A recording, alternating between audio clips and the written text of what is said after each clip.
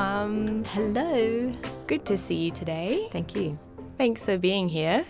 This week, we're talking all things fussy eaters over the holidays. Now, Yes. we all know a fussy eater, whether it's sensory issues behind it or just food preferences. It's an issue that can affect many families. So we're going to be getting into that and how we can help our kids navigate that over this holiday season. So do you want to start off by talking about what is a fussy eater and a bit about what causes fussy eating? Oh, well, it's a huge topic. That's a whole nother series in itself. But we all know a fussy eater. And there's times in our lives when we ourselves are often fussy eaters, where we have particular preferences for flavours or textures, even with some kids it's colours. So there's a whole range of reasons why we have those preferences. Sometimes it can be there is some sort of sensory or neurological underlying factor, and other times it's just because we feel like it. So fussy eating, though, can really affect families because we all know those families, and we're probably in one ourselves, where the little people kind of dictate what they will and won't eat. And you can, as parents, you can be tearing your hair out going, but yesterday you liked broccoli, why can't I feed it to you today? And, there's just no rhyme or reason as to why they're making the choices that they're making. And you often see a lot of families who are having to prepare 2 meals. So the adults will have a meal and then the kids will have a different meal. And sometimes within a family with several children, there might be several different meals, just because kids are finding it really hard to participate in a really cohesive family meal. Yeah. Do you find that most kids will go through a phase of fussy eating? Is that something that's common to most kids? Because I can imagine that for some, maybe it's a phase when they're younger, but they grow out of it. And for others, it's a bit more of an ongoing struggle. Yeah, and I guess there's degrees of fussiness, for want of a better term. Sometimes kids really don't like particular types of foods, but you can convince them that it's good for them, so they should just, have them anyway. And they'll kind of push like through veggies. Yeah. And then there's other kids who there is no way on earth you are going to get them to eat something in particular. And that usually is because there's some sort of sensory element to it that they're not able to tolerate. Yeah. Just going to shuffle that a little bit. And I guess as parents and caregivers, you want the children in your life to be nourished, to be well fed. You want them to be eating their 5 food groups. You want them to be, is that right? 5 food groups? Is that right? Yeah, we'll have to get the dietitians in to have a good chat. You want them to be eating all of their food groups and, getting nourished in the best ways possible. And so I can imagine a lot of kids experience anxiety around food, but then also parents because they're worried for their kids that they're just not getting the things that they need. Yeah. So when it comes to the holidays, then that could, I guess, so going into the holidays, that could mean heightened stress levels for everyone. I mean, I think a lot of people just experience a bit of a heightened stress level to do with the holidays in general. But when it comes to food, because it can be such a food-based celebration, whether it's Christmas, Hanukkah, whatever you're doing over the Christmas break, it's, very food-based often. So what would be your first tip for approaching that and how you can level both kids' anxieties but parents as well to, get everyone started for the season? Yeah, I think that's the key for this season is just trying to create a balance of harmony. Like I said, it's a heightened season anyway where we put ourselves under more pressure. We've got a lot more social activities going on. We're mixing with perhaps family members that we don't spend a lot of time with during the year. So that's the other thing. We can have family members weighing in on our parenting choices and what we're doing as well, so you can feel that level of pressure that perhaps is like an extraordinary extra level that you don't normally have. So really this is about, I guess we're not talking about just surviving. We're talking about just reducing as much anxiety as we can across this issue over this period to make it enjoyable and relaxing for everyone involved. Yeah, so I've probably got about 7 tips, I think, that can help ease those anxieties. Yeah, well, what would be your first one to start us off? Well, I think number one would be if you're going out to somebody else's home for a celebration or on Christmas Day itself, family barbecue, whatever it is, just pack some foods that you know your child's going to eat. So when as much as you might want them to be trying the foods that are at a particular party or an event, knowing that you've got a few foods tucked away in the lunchbox that they are going to eat can just kind of really take the pressure off yourself, because you're not going to be going, oh my goodness, what are they eating? Are they eating enough? Have they eaten everything they needed to? You can actually just say, look, great, I'd love you to try some of this, but here's your food if you prefer to eat this that I've packed for you. You know that the basics are covered. Yeah. Yeah. You know, it doesn't hurt to put a peanut butter sandwich in your handbag, or whatever it is that your child is really into, giving them that option that they know they can get the food. And then that stops having a big sort of like emotional standoff in someone else's home or at an event where there's lots of other people. Yeah. And going into those events, kids might not necessarily know what to expect or what kind of food and things are going to be offered to them. So how would you have that? Would you recommend having a little bit of a briefing beforehand, before these events? Absolutely, yeah. So kids really thrive on information. A lot of times they get this anxiety because they don't know what to expect. They don't know what's coming. They can't picture it. They don't know how to sort of control that environment. What's a pasta salad? I thought that was spaghetti. Exactly. Yeah. So really setting some expectations for what the event is going to be like. So talking about who's going to be there, what it might look like, what it might sound like, what sort of sights and smells and tastes and things there might be opportunity to experience. So not majoring on the food, but majoring on the event. And the food is just a part of that. Yeah.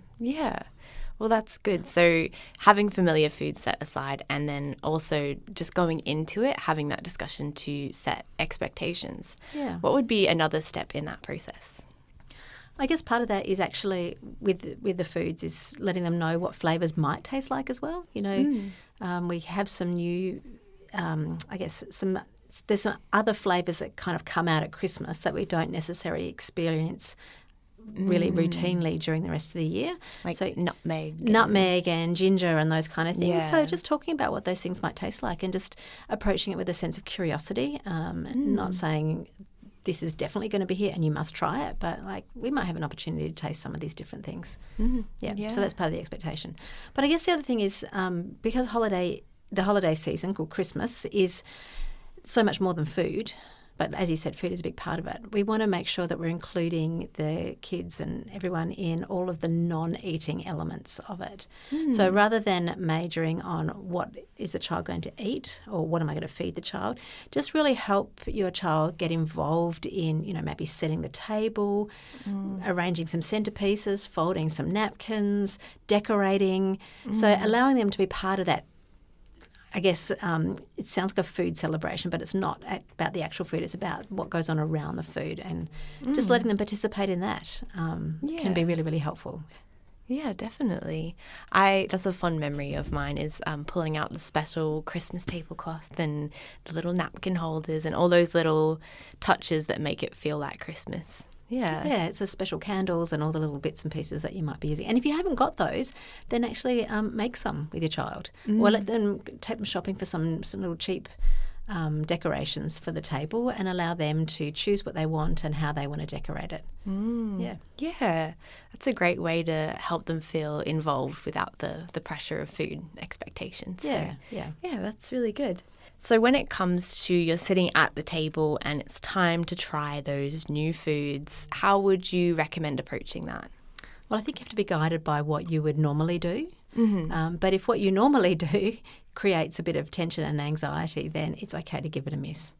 So by that I mean if you are one of the families that would say, look, you don't have to eat the whole plate, but I want you to have just one bite. That can be really helpful throughout the year. But when you're sitting down in a family environment and you might have aunts and uncles and grandparents and other people there who you might feel like they're watching you, or they've got opinions on what you should and shouldn't be doing. You just want it to coast through as easily as possible. Okay. So I guess it's about picking the moment to really say, I want you to have one more bite, or please stay at the table until you've tasted this, or just lick it, or whatever. I would just be presenting them with lots of different foods. Let them help you choose what they like the look of. Just dish them up very, very small amounts so that they can always come back and have more, but not so you're kind of like piling up a plate of food and you're going to be wasting it. Yeah. Just let them pick and choose those little bits, and don't put the pressure on for them to actually eat it. You know, if all else fails, remember you've got that peanut butter sandwich in your bag. Yeah, that's right. I like that. So starting small, low expectations, but Yeah. keeping it as normal as possible. Yeah. Yeah. And I think in that too, you can actually teach them how you enjoy new foods. So talk to them about what you're eating as well without the expectation that they have to try it. So you might choose a dish that you haven't experienced before. It's got a particularly strong flavour, and you might take and say, oh, I'm choosing this one because it looks really delicious and I like the colour, and I think it's going to taste really, really nice. And then, you just put a little bit on your tongue and you have a taste and go, oh yeah, I can taste that it's sweet, or it's a bit spicy because I can taste the ginger in it. Just talking about what you appreciate about the food, but with no expectation that they have to try it themselves. Yeah. Well, that's that modelling thing again that we are always talking about. But yeah. Absolutely. And equally important it is as well, if you don't really like something that you've tasted, tell them how you are going to react to that. So it might be, oh, this is a new flavour. I'm not sure about this. It's very different to something I've had before. I'm just going to have a very small bit of it, and I'm going to appreciate it because, Auntie Sarah made it, but I haven't developed a taste for it yet, so I'm just going to leave the rest of it there. Yeah. That makes sense. So letting them know that it is okay not to like things, because that's just being human. We all have things we like and don't like. That's right. Yeah. Do you remember what I used to teach you to say if you didn't like food? Ooh, I think I've forgotten what was Well, it. you loved food, so it wasn't. So I guess do anything. No, so I used to say it was okay. Oh, it's come back to you now? I think so. Is this something about elephants? Oh, no. That's enough. That's when you're full. Used to say, I've had an eloquent sufficiency, but we would An say... elegant sufficiency. Or elegant sufficiency, and we would say, I've had an elephant sufficiency. That's right. That's when Which is more or less saying the same thing. It You've is. had a lot, you're done. You're full, you're good. You're satisfied. No, but what was the thing that you taught us to say? Oh, so so if I gave you food and you didn't like it, you would just have one little taste and you go, I haven't developed a taste for this yet. Or, Oh, okay. I haven't. This is something I haven't preferred to eat just now. I don't prefer to eat. So this. you'd actually give us that Yeah. language to use. Yeah. So model it yourself. Yeah. I clearly didn't use it very much because I don't remember it. I mean, the last thing is you don't really in a party family environment want them to be spitting out the food and go, oh yuck, this is disgusting. I'm never tasting this again. Who made this? Who made this? Whilst that might be their feeling and their reaction, but just giving them some other words to say. Yeah. Yeah, that's nice. I haven't developed a taste for this yet. Yeah, very classy. Very good. Yeah. I guess that also plays into the fact that you just want to keep meal times relaxed and fun. And if you have a really, really fussy eater, it's okay to mention it to other family members as well, just to kind of take the pressure off. It's nothing worse than you've kind of set the expectations with your child and the child knows the boundaries that you as a parent have laid down for them, but then you have grandma leaning in and going, oh, come on, don't be ridiculous, just eat this. Who doesn't like to eat this, with those comments that can be somewhat unhelpful and feel like they're putting pressure on the child and putting pressure on you again as well. So it might be about having some conversations to other family members. Yeah, so setting that expectation and that boundary of we're struggling a bit with food at the moment. Yes. We're just going to keep it very, very low pressure today. Yep. Maybe try some things, maybe not. Yep, and just say, look, we're just keeping it really positive and it's okay. Who's not starving? He's not starving, yes. We're all good, yeah. Yeah, that's really good. So when we're talking to those relatives beforehand or people at the party and maybe just prefacing, and we don't need to do this, but if you feel like you want to do that and set that expectation for guests of, so-and-so is a little bit of a picky eater and we're going through a process with them at the moment, how would you recommend that you can be supporting them, but also maybe in that conversation encouraging relatives to support them? Everybody around the child is modelling something. Yeah. Okay. Yeah. So a child's going to pick up what everyone else is doing. So if you can say, if it was grandma or something, you say, oh, let's just keep it really positive. Let's have conversations about what we like, and it's okay. Let them know it's okay not to like everything. But I guess it's just about keeping that conversation positive. I guess the other battle with meal times is not just so much that the child won't eat, but they want to keep leaving the table and running off and playing with the other kids. And at Christmas, of course, that's such a busy, fun time to do that. Yeah. So it's just setting those expectations with everybody what you're okay with. Yeah. You might start by everyone sitting at the table, but 5 minutes later they might be all gone. If that's what your family's okay with, then that's okay. But just letting everyone else know how that's going to play out for you. Yeah, so we want to make sure we're keeping things very positive, very low pressure. Yeah. What are some things that we could be saying to our kids to set that expectation going into things that, I don't want to say expectation, what's the way that we can be talking our kids through it? Yeah. So keeping it light and fun is really, really helpful as well. So, rather than taking the pressure off, like there's a plate of food in them and we're waiting for them to eat it, just having a little game with them at the table and go, oh, look, I love these decorations. Let's play a game of I Spy. I spy something on the table that's, is red and sparkly and, those kind of things. So talking about what's going on around in the environment, playing some games like I Spy, talking about sharing fun holiday memories, talking about your own experiences of Christmas. Or kids love it when you reminisce about Christmases they've known about. We sort of tend to think family storytelling's about, back in the day, but it actually can be just like last year for that child as well. So just involving them in the conversation. So as you're sitting around that table, the emphasis is on the socialising, the community, the relationship, the fun, and less so actually on the physical food, particularly if meal times at home during the whole year have always been a battle. Just take that battle away and just let them enjoy the warmth of being around a family table. Yeah, that's good, because it is about so much more than just the meal, and you want to make sure that if the meal's what's stressing them out or what they're struggling with, that they still have a fun time at the table. Yeah. And it makes it more fun for you as well, more connected all together like that. Yeah, that's really good. So do you have any last tips then to leave us as we go into this Christmas season? Look, I would just say take the pressure off yourself. Take the pressure off your child. They're going to be okay. They can get through this holiday season. Yes. Everyone's going to be fine. Yeah. Give them some choices in what they want to eat. Pack some things that you know that they're going to enjoy. Yeah. Set expectations for them and, maybe ease up on some of the expectations you have on yourself and on what you think your child should be eating too. Yeah, well, that's really good. Well, thanks for having this chat today about fussy eating and navigating the holiday season. If you're looking for some more resources and information on this topic, we have a blog posted on our website, as well as some other resources as well.